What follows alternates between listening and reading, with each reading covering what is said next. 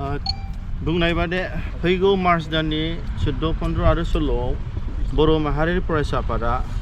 चिरां जिल्लानि नैबे बेंटलनि जांख्रिखां फोथारावहाय बे 3rd एनुअल कनफारेन्स आरो बेजों लोगोसे फर्स्ट ट्राइबल पिपल्स कनक्लेव बे हाबाफारिखौ लानाय जादों आरो बेखौ लोब्बा लानानै दिनैहाय जोंनि रिसेपसन कमिटिखौ अफिसियेलि बेखेवनाय जाबाय।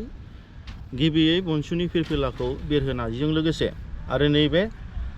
लाइ खुन्थियाखौबो गायसननाय जाबाय। आसा खालामदों फैबाय थानाय समाव the first tribal peoples conclave आरो 3rd एनुअल कनफारेन्स बनसुनि बेयावहाय बयबो रायजो राजा बिथांमोना फैनानै जोंनि मानगोनां आलासि बिथांमोननि जि थांखि जि फोरमायनाय आरो बर' माहारियारि फरायसा आफादनि जि मावनायखौ मोजां मोननानै जे जोंनि गेदेमा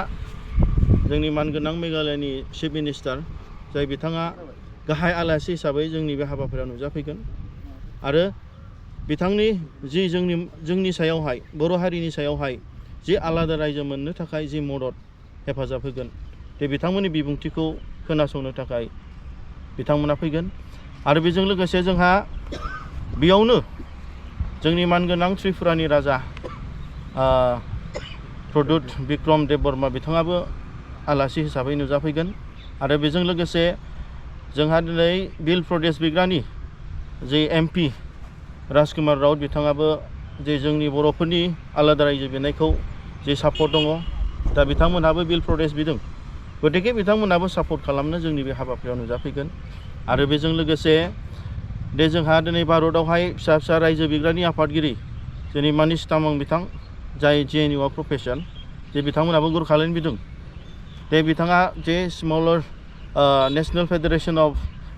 निउ स्टेट्सनि जि आफादगिरि बे बिथाङा जोंखौहाय थांनाय समावहाय हांख्रायदों आरो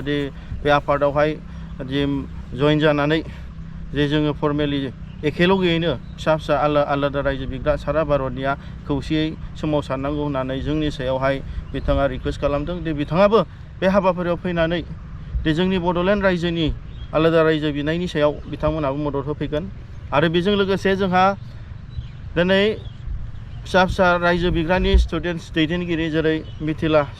आलादा रायजो बिनायनि स्टुडेन्टस लिडार्सफोर विदर्भा प्रदेश बिग्रानि स्टुडेन्ट लिडार्सफोर बिथांमोनाबो बाहागो लाफैगोन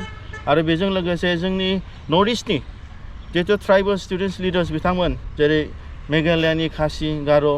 आरो अरुणाचल प्रदेश स्टुडेन्टस इउनियननि दैदेनगिरि